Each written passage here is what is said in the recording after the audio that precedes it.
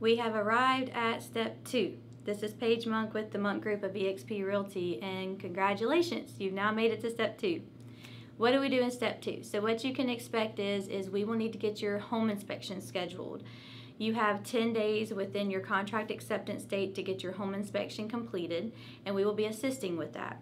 We can assist with getting you quotes and availability from our recommended inspectors, send those over to you. Once you have selected an inspector, we will schedule that for you and let you know when to arrive for your review if you desire to do so.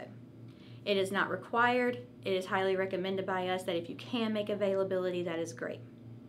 Once we meet, review the report, we will go over possible repairs that we want to ask the seller to complete. And that will be us completing what we call the home inspection contingency release. This will be releasing the contingency of the home inspection on the contract and saying we agree to move forward if those repairs are completed prior to closing.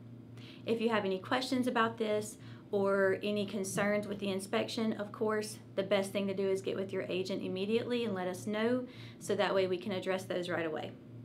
Move on to step 3.